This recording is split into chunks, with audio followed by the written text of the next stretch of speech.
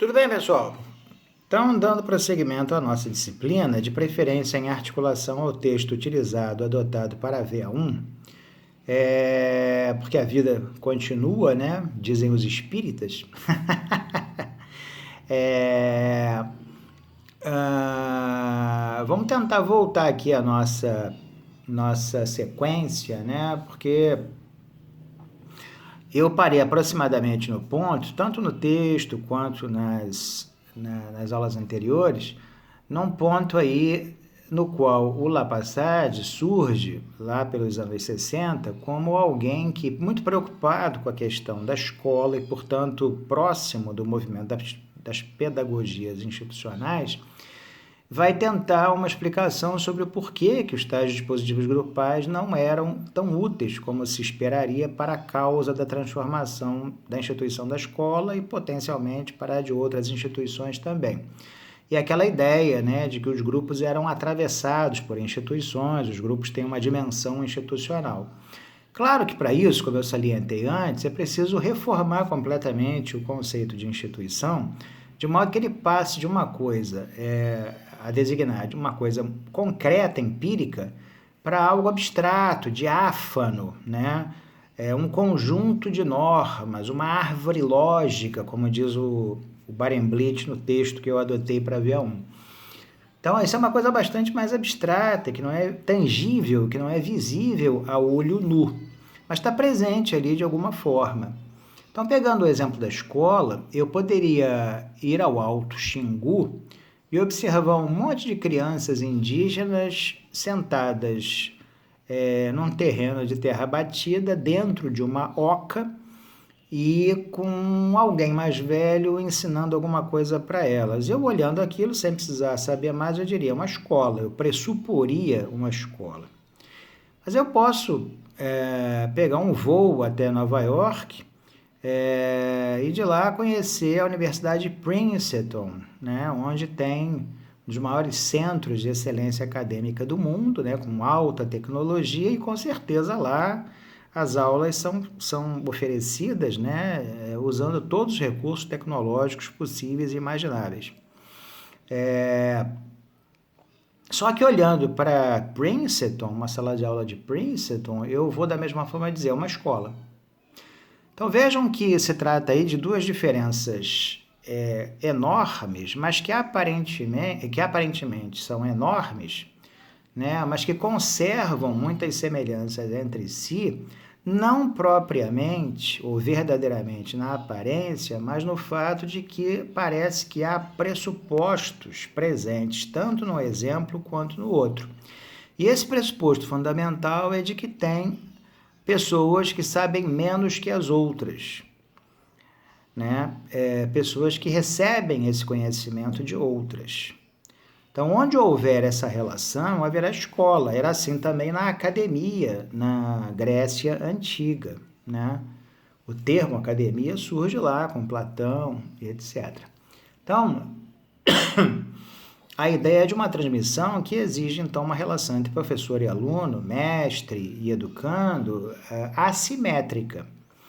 Nós vemos ainda que, no caso das pedagogias críticas, eles tentaram fazer com que essa diferença entre professor e aluno fosse diminuída ao mínimo possível. Mas ainda resta uma diminuição ali, até porque essa diminuição, eles sacam, não pode acontecer talvez tão absolutamente. Há momentos, né, em que a autoridade do professor, o saber do professor, se faz necessária.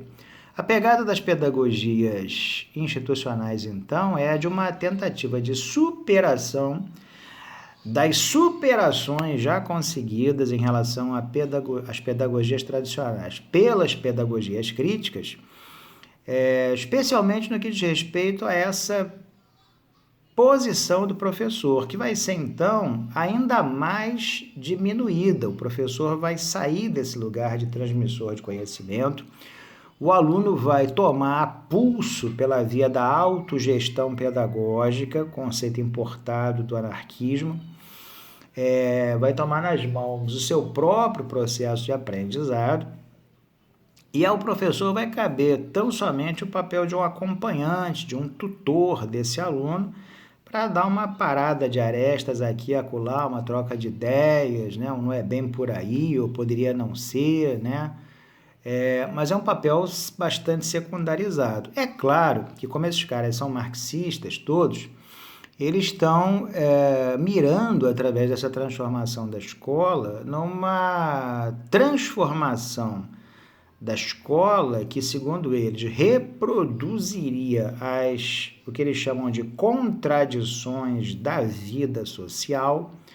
E as contradições aí diriam respeito justamente ao fato de que a sociedade, no linguajar marxista, seria uma sociedade classista, e aí o professor ocuparia, né, metaforicamente, às vezes muito empiricamente, um lugar social, econômico, etc., e de autoridade, diferente daquele ocupado pelo aluno, né?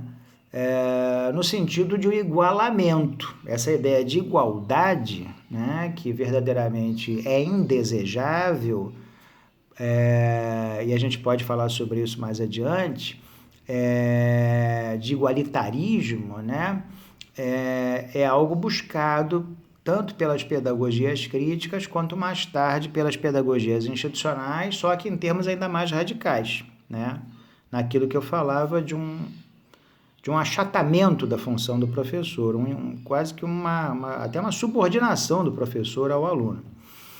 Então, esse é o estado das coisas, mas continuava havendo aquela questão dos dispositivos grupais não se mostrarem hábeis à consumação desse ideal. E aí aqui o Lapasade entra, né? O Lapasade escreve seu primeiro livro, A Entrada na Vida, que é uma bela metáfora crítica à escola em suas pretensões de oferecer para os alunos um amadurecimento para a vida, né?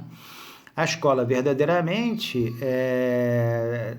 talvez não seja revestida de tanto valor. E uma das frases mais geniais que já foi dita sobre a escola, não por um pedagogo institucional ou um analista institucional, mas por um humorista, Groucho Marx, né, que diz o seguinte: meu tempo na escola não prejudicou minha formação.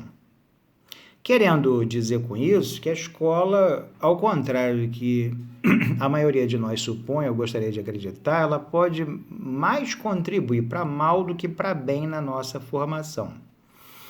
Então, ali nesse dito, ele sem saber, antes que houvesse análise institucional, ele está fazendo uma análise institucional muito crua, muito radical da escola, e sobre a qual nós deveríamos meditar, porque se a gente parar para pensar, o que ele fala sobre uma escola hipotética valeria sobre qualquer escola, inclusive a formação profissional em psicologia, já que a psicologia é um saber tão abstrato, tão cheio de variáveis, de correntes, onde a ideia de cientificidade é muito fugaz, muito localizada e assim por diante. Então, o Lapasade é o cara que provavelmente tem a primazia de perceber que tem alguma coisa nos grupos que os empaca o funcionamento deles, e isso que empaca o funcionamento dos grupos é a presença imperceptível dentro deles das tais instituições sociais, só que agora pensadas sob um prisma bem mais abstrato do que a sociologia clássica havia pensado até então. Então, para a sociologia clássica, a instituição, em grande medida, é algo concreto. Uma família é uma família de carne e osso. A escola é um prédio com professor, rotina, gera de classe, o cacete A4. CR, né, que é a coisa mais importante da vida. Enquanto que, para essa nova visão do Lapasade, não.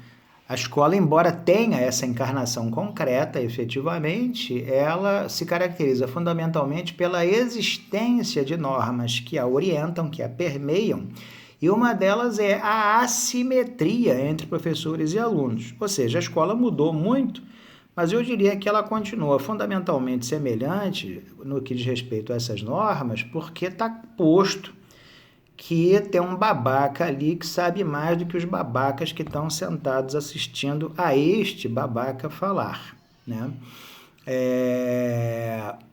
Isso verdadeiramente não mudou sensivelmente. Então, essa parada demagógica, populista, né? De vamos fazer um círculo, parará, é uma história do boitatá, né? Porque se fosse por aí, eu não chamaria um pedagogo para reformar a educação, mas sim um geômetra. Alguém formado em geometria, né, especialista em formas geométricas, para dizer se a aula tem que ser em triângulo, em círculo, em quadrado, em retângulo. No caso do triângulo tem o isósceles, tem o escaleno, né? E a gente sabe que isso é um embuste, né?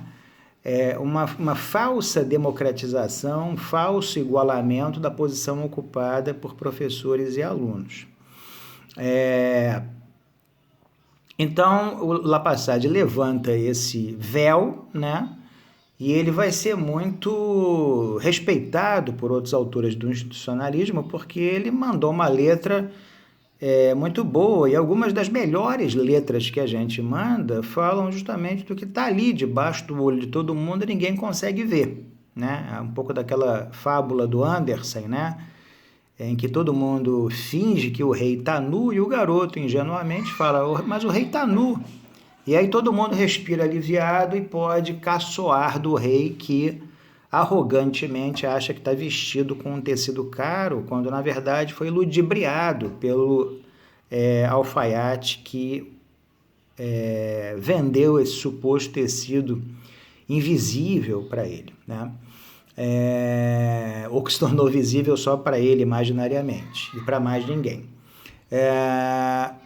Então, eu falava para vocês do Guattari que num outro cenário do movimento institucionalista chamado psicoterapia institucional, o Guattari, lá nos anos 50, ele também vai problematizar os sujeitos, os grupos, e vai criar, o que eu falei antes, a teoria do grupo sujeito. Então, pela teoria do grupo sujeito, repetindo, o grupo sujeito é dito aquele que faz as próprias normas, né? Enquanto que o grupo assujeitado obedece a normas que lhe são externas. Entre nós, igualmente muito distante do campo institucionalista, no campo da música brasileira, tem uma música muito antiga, de 40 e tantos anos atrás, do Roberto Carlos, você vê que eu vou longe, né? Chamada Amada Amante, em que ele, a uma certa altura, fala assim, esse amor de mais antigo, né, que faz a própria lei. Então, um amor que faz a própria lei, uma relação entre duas pessoas, dois sujeitos, que faz a sua própria lei e não vive de acordo com as leis impostas a ele, seja pelo Estado, seja pela família, seja pela moral e os bons costumes, seja por qualquer outro viés, eu poderia dizer que é um grupo sujeito. Ah, mas é um grupo de dois? Sim, existem grupos de dois. Então, esse amor descrito pelo Roberto Carlos, lá na música Amada Amante, de 72, é um grupo sujeito, esse casal. Mas a questão, né, que eu assinalava é que o grupo sujeito, na formulação imediatamente posterior do Guattari, pode virar grupo sujeitado, deu o exemplo do PT e tudo mais. Então, um grupo sujeito pode, por exemplo, ao longo do tempo, ficar com medo da morte, com medo, né, das fragilidades inerentes ao envelhecimento, e aí resolve se casar. Resolve se casar para garantir algumas coisas, parará, não sei mais o que, criar vínculos, fortalecer vínculos e etc. E aí ele passa a funcionar como um grupo assujeitado. Tá claro? Da mesma forma, um grupo assujeitado, um casal, pode se tornar um grupo sujeito. Seria a hipótese, por exemplo, de alguém que está casado, bonitinho, parará, resolve se divorciar e depois que se divorcia, um se torna amante do outro, já casados com outros parceiros, né? Tem até um filme americano, de uns 10 anos atrás, ou pouco mais, que fala disso muito divertidamente, né? Quer dizer, explora também o que nos faz amar, ter desejo pelo outro. E é justamente o interdito, o proibido. Enquanto a mulher, a minha, não queria saber dela. mas no momento que ela se torna a mulher de outro, ela volta a ser, como era a princípio, um objeto de desejo. Muito curioso, né? Mas aí a psicanálise falaria melhor disso do que o institucionalismo, com toda certeza, até porque não tem institucionalista que entenda de fato de psicanálise. Então o Guattari saca essa característica que para ele assinala os grupos e vai dizer que há uma permeabilidade entre os grupos sujeito e sujeitado, de tal modo que um pode virar o outro pode virar um, enquanto que lá no comecinho da análise institucional, Lapasade, Loraux e depois o próprio Guattari vão criar as noções de instituinte e instituído. Então, ao instituinte, a gente poderia assimilar a noção, na teoria dos grupos do Guattari, de grupo sujeito, porque o instituinte é a força transformadora, a força inovadora, né, que move as instituições, mesmo quando essa transformação ela é lenta, ela é cautelosa, como eu salientei antes, mas ela pode ser apressada. O papel da análise institucional, dos movimentos institucionalistas, vai ser justamente esse. E tem o instituído, que pode ser assimilado ao grupo assujeitado, na medida em que é algo que se rende às normas que lhe são externas, que apresenta dificuldade de transformação, né? Como eu salientei antes, é uma espécie assim, de forma cristalizada, concretizada, daquilo que em algum momento foi o instituinte. Lembrei da música do Belchior, o novo sempre vem, né? E o novo aí seria uma metáfora para o instituinte, e o velho, o instituído. Então não há problema nessa substituição, ela é saudável, ela é natural, e eu dizia que essa ideia de transformação para o institucionalismo, ela é saudável em si mesmo, né? Tem um ditado, né, que eu uso lá para sacanear meus colegas do Tribunal de Justiça, que eu digo que o lema da psicologia jurídica é o seguinte: se você não puder ajudar, atrapalhe, porque o importante é participar. Então é mais ou menos isso, né? Metaforizando, importante é a transformação em si. Se isso vai dar ruim, vai dar bem, é outro problema, até porque essa noção do que é ruim, do que é bem, é variável, né? Eu posso achar que a mudança é positiva e outro pode achar que não é tão positiva, ou mesmo é negativa.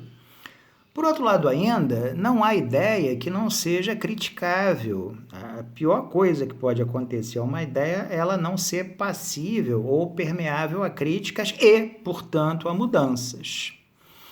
Então, daí a gente pode tirar também a ideia de que é saudável a transformação, pouco importa a direção que ela tome.